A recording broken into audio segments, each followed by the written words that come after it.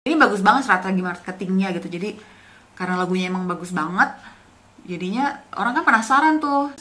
Kayak cuman, hah apa, terus tiba-tiba nanti udah ganti ya, kayak berapa lama kemudian tiba-tiba si Indiranya udah punya anak. Ya kita tahu lah itu pasti udah nikah lah ya gitu. Aduh. Dan mereka juga dapat kayak dana juga loh dari pemerintah gitu untuk bikin film ini, dan itu dananya itu lumayan wow juga gitu budgetnya. Jadi penasaran nggak sih filmnya kayak apa?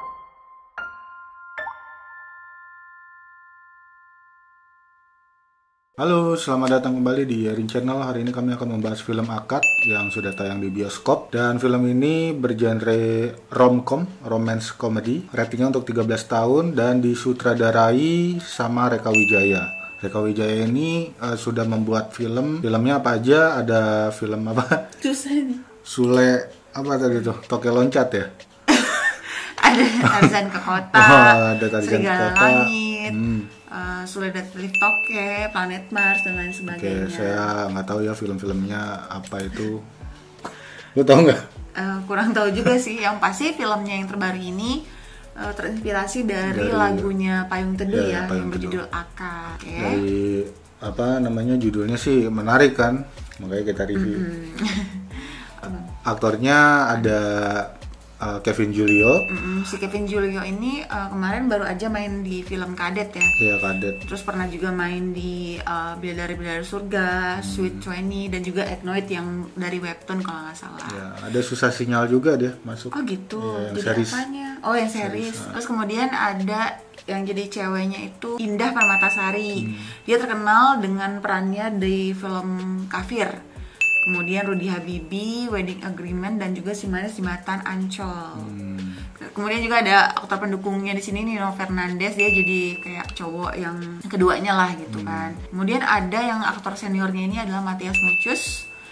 Dia sebagai bapaknya, ya udah nggak perlu dijelasin lagi, film-film dia udah ada semuanya, Udah banyak banget gitu. Filmnya ini ternyata juga sekaligus mempromosikan Mandalika ya? Iya, Mandalika yang ada di Lombok ya. Jadi ini emang ada destinasi pariwisata, dan mereka juga dapat kayak dana juga loh dari pemerintah gitu untuk bikin film ini, dan itu dananya itu lumayan wow juga gitu budgetnya. Jadi penasaran nggak sih filmnya kayak apa? Kamu tau nggak di Mandalika ini ada apa? Di Mandalika ya ada Yang dijual. sirkuit apa? Iya sih. MotoGP Yang buat kan? MotoGP. Oke. Yang tiketnya mahal. Oke, kita mau bahas filmnya ini. Jadi filmnya ini sendiri berkisah tentang si Pak Abdi ini yang diperankan oleh Matthias Muchus. Dia ini duda, punya 2 anak. Anak yang pertama ini yang diperankan oleh si Indah, dia itu sebagai Indira. Dia itu udah cukup umur, tapi dia nggak mau nikah gitu kan. Karena di sini diceritainnya adalah cewek independen gitu, dan dia sempat punya kisah asmara yang bikin dia tuh kayak nggak mau berhubungan Males dulu. gitu ya. Nah jadi suatu hari si Pak Abdi ini kan lagi nge-grab kan. Nge-grab sebenarnya nggak juga sih, taksi online lah gitu kan. Ketemulah sama si Dion yang diperankan oleh Kevin Julio, mantannya anaknya si Matthias Muchus ini. Ya, yang pertama. Jadi si Dion ini udah berkarir di Lombok gitu kan. Tapi dia waktu SMA-nya di Jakarta. Jadi sebelum dia di Lombok, dia tuh pacaran sama si Indira, dan dia tuh pernah janji bahkan ke almarhumah ibunya Indira ini kalau dia akan menjaga si Indira ini selamanya gitu. Janji ya. Jadi ini ceritanya sih tentang CLBK gitu kan. Jadi nggak segampang itu, karena si Indira ini ternyata udah ada sesuatu hubungan lah dengan Mas Roy. Nggak juga sih, dengan Roy ini diperankan oleh Nino Fernandez. Bukan Roy Kiyoshi. Ayo. Yang aku suka dari film ini itu ya acting para aktornya. Ya udah nggak diraguin lagi lah kalau untuk acting sekelas-kelas macam apa drama-drama kayak gini ya. Tapi yang paling aku suka banget sih actingnya si Matthias Muchus ya. Dia kan di sini sebagai bapak yang peduli dengan anaknya, dan dia kan duda ya, dan kelihatan gitu, maksudnya dia tuh benar-benar kayak pengen anaknya tuh nikah, tapi bukan yang maksa banget gitu, tetap kayak Tapi kayak udah ini ya, apa namanya, kayak udah pasrah aja gitu, pengen nimang cucu gitu, kayak udah open, udah lu sama ini gitu kan. Tapi tetap dia nggak terlalu yang maksain banget dong, kayak langsung tiba-tiba jodohin gitu. Cuman yang acting yang agak kaku tuh yang pas dia di Lombok nggak sih? Di Lombok kan ada tuh yang dia mau ketemuan buat rapat, kayak buat presentasi dengan orang yang di Mandalikanya. Itu kayaknya bukan film kali ya. Aku tau ngomongnya di situ. Oh gitu. Oke, jadi sebagian besar sih actingnya bagus ya tokoh utamanya. Yang aku suka juga tuh chemistry antara si Kevin Julio dan Indah Permatasari ini dapat banget. Jadi gimana ya, walaupun sebenarnya kita cuma dikasih sedikit informasi mengenai hubungan mereka di masa lalu, terus pas mereka CLBK kita tuh kayak langsung kayak bisa ngerti gitu betapa mereka berdua tuh dulunya tuh saling cinta banget dan sampai sekarang masih saling cinta juga. Di film ini juga promosi untuk Mandalika ya. Banyak banget adegan tempat Mandalika, jadi penyebutan Mandalika di Lombok, di ini banyak banget. Cuman ya udah, ya bagus lah. Ada promosinya di film dan ini. Bagusnya itu nyambung sama jalan ceritanya, nggak yang tiba-tiba gimana gitu. Jadi kayak kita tuh jadi pengen nonton MotoGP nggak sih? Iya. Nah, kemudian kita juga dikasih pemandangan alam yang indah ya, pemandangannya Lombok. Terus juga aku suka juga tuh adegan waktu mereka lagi kayak coba ngedate bareng lagi yang naik motor di jalan raya gitu sih. Itu sih keren ya niat gitu untuk shootnya. Yang paling penting itu, yang patut diapresiasi itu sih menurut gue adalah dengan cara mereka tuh memakai lagu si Akad ini untuk menarik pemirsa gitu ya. Ini bagus banget strategi marketingnya gitu. Jadi karena lagunya emang bagus banget, jadinya orang kan penasaran tuh seperti apa sih filmnya, apakah ini sesuai dengan keterangan ini lagunya ternyata dibikin dari ini gitu.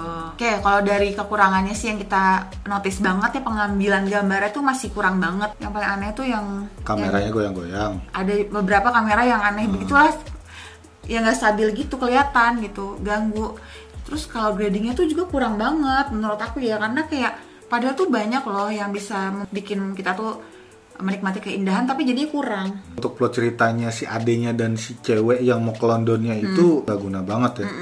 Sebenarnya kayak mau bikin biar ceritanya tuh nggak cuma itu doang, tapi menurut kita kayak bingung ya, ini mau ceritain siapa ya? Enggak, maksudnya itu juga tidak perlu untuk diceritain. Dan mereka misterinya juga nggak bagus gitu. Maksudnya nggak dapet yang si adiknya. Gue jadi bingung lah, ini tiba-tiba pindah ke scene ini, pindah ke scene ini jadi mau nyeritain yang mana gitu. Terus udah gitu agak kurang juga kayak bercanda-bercandanya. Kan ini kan komedi-komedinya gitu, kayak yang bagian itu tuh lumayan garing. Iya, garing banget. Nah, bukan lumayan garing. Terus kayaknya penulisan naskahnya juga kayak dipaksain ya di banyak beberapa scene, kayak buru-buru banget gitu kan. Iya, terburu. Makanya pas tiba-tiba pindah ke ini kayak ngerasa ini kok film kayak diburu-buruin banget. Berantakan sih. Ngejar waktu kali ya. Terus musik scoringnya juga ya ampun, notice deh kalian dari awal sampai akhir tuh ya kayak cuman itu mulu, kayak cuman yang lagu gitu doang ya gitu, dan gak membangun gitu. Jadi kayak bukan kayak nonton film layar lebar gitu kan, ya kayak nonton film FTV ya. Terus kalau ngomongin karakter juga ya, ini bukan ngomongin acting ya, tapi karakternya ya banyak yang kurang ya, nggak masuk akal gitu. Kayak si Indira katanya independen, tapi dia kerja juga masih sama si Roy kan, si Nino Fernandez. Udah gitu nggak profesional, kayak dia tuh kayak seenaknya gitu di kantor. Dia mau ngangkat telepon suka dia mau keluar makan sebelum jam makan suka dia. Si Dion juga kan katanya udah lama gak ketemu Indira, tapi maksudnya tiba-tiba dia ngeliat gitu. Bukan main masuk, waktu ada si bosnya itu kayak mau ngelayanin, kita mau bantuin bapak ngelayanin gitu kan. Dia langsung marah, kayak langsung sensi. Mana darah ada tinggi ya? Iya, darah tinggi banget ya. Kayak langsung udah tau, terus siapa sih dia naksir sama kamu kayak gitu.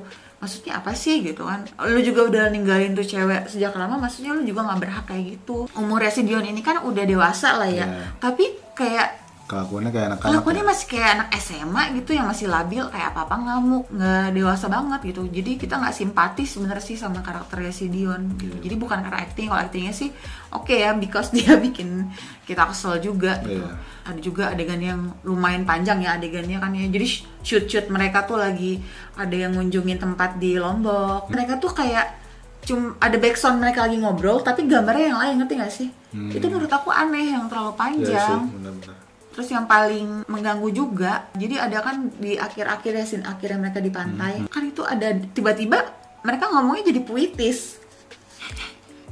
Menurut aku tuh momennya malah nggak tepat gitu, malah bikin kayak apa sih? Kok tiba-tiba jadi begini gitu kayak kurang pas aja. Terus yang paling gak banget tuh pas Indira ngeliat Dion lagi meluk cewek ya. Meluk cewek, terus tiba-tiba marah-marah nggak jelas gitu. Padahal dia cuma salah paham. Maksudnya kan tadinya kan dia sebenarnya udah kayak mau baikan sama Dion. Tiba-tiba kok dia langsung kayak gitu lagi, kayak nganggep gue ditipu lagi nih gitu. Dan abis itu pun sebenarnya kayak filmnya tuh aneh banget, kita nggak jelas, tiba-tiba loncat dia di Jakarta mergokin temennya ternyata selingkuh sama Roy. Dan yang paling gila itu ya Roy itu masih misteri loh.